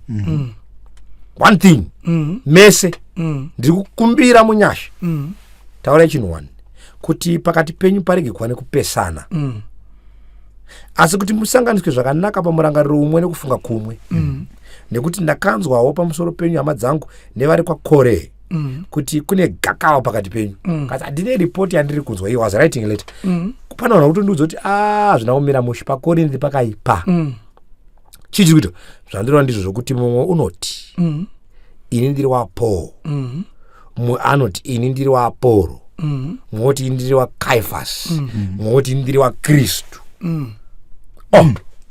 ndozvikuitika nhasi ndoyeyeyo aini ndiriwo kwamagaya, ndiriwo kwamakandiwa, ndiriwo kusavadha, ai ndiriwo kwaBishop Munyamakanga, ai ndiriwo kwanhingi.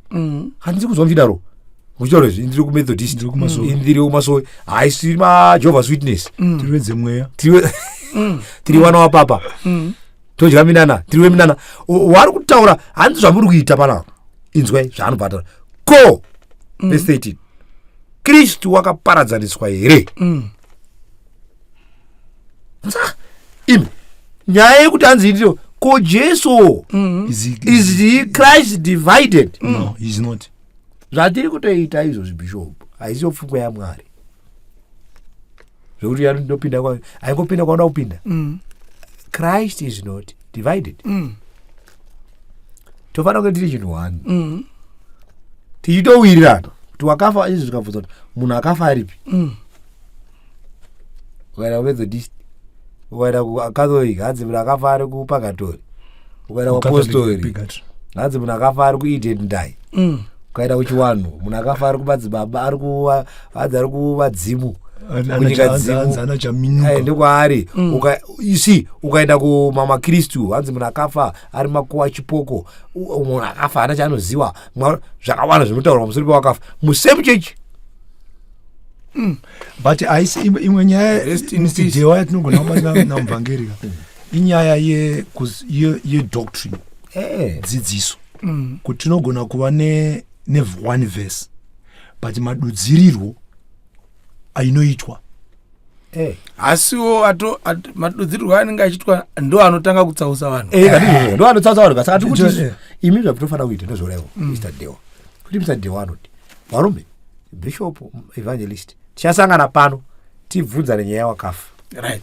Zvatakuita manje, zvatakuita now that we have come to a conclusion which says the Church of Christ is one.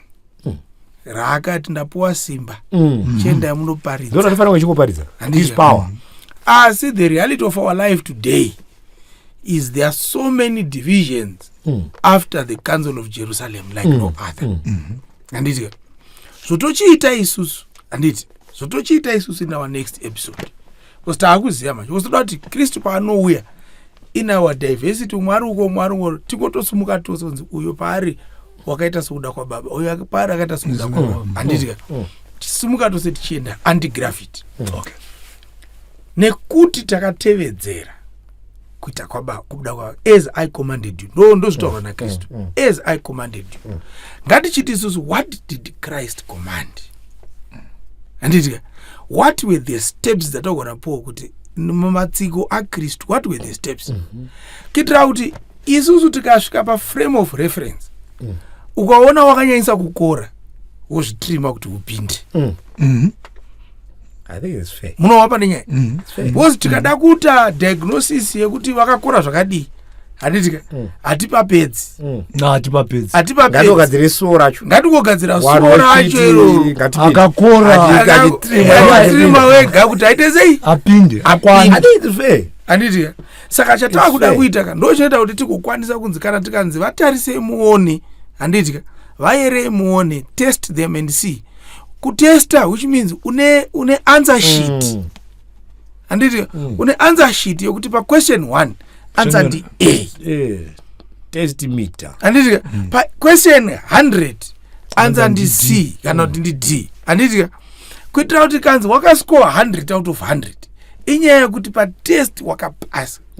handiti zvimwe zvaita zvana f nananana hazvimo mutest kit ita hako nokuti tikada kustada paganism atipedzi tikada kustada zvimwe hatizvipedzi ngatingostada kuti right tawirirana kuti chechi yakasiyiwa irimwe chete Jesu akati tiparidza kubva pano paJerusarema paJudhea paSamaria and the rest of the world itai sezvandakakukomandai imi mukanyatso kuuya ne a very good example ukuthi Mwari paanenge achipa munhu a design do according to that pattern handitika ndosaka Noah akasurvive the flood ndosaka Mwari akauya pana Moses akataura naye nekuti akapetedzera chi pattern.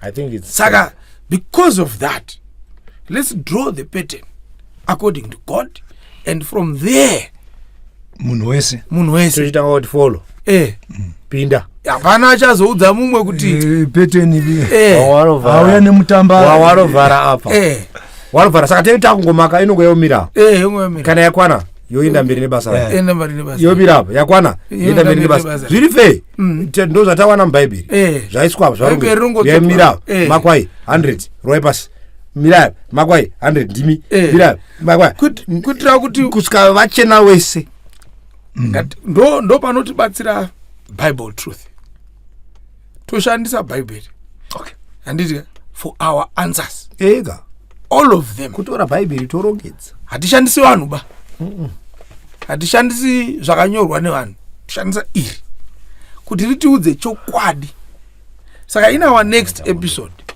handiti Bishop we want you back here. No, it's okay. In our next episode handiti let's establish that frame. Okay. Handiti tisina kuta tombomira zvemazita zveshe apa ndisaironga tinokuenda tikaita zvemazita katapedza vanomuka nechimwe chidhoktrini mangwana ameno vachati kakanyora saka ngatimboshandisa the frame according to Jesus. Okay. Handiti tikashandisa that frame according to Jesus tokwanisa isusu kuenda mberi mangwana tichidaira mubvunzo todaira mubvunzo based on the frame according to Jesus. Amen. Handiti thank you very much gentlemen for coming through. Thank you Bishop. Thank you so much. What a good treasure. Thank you so much. Thank you so much. God bless you. Thank you.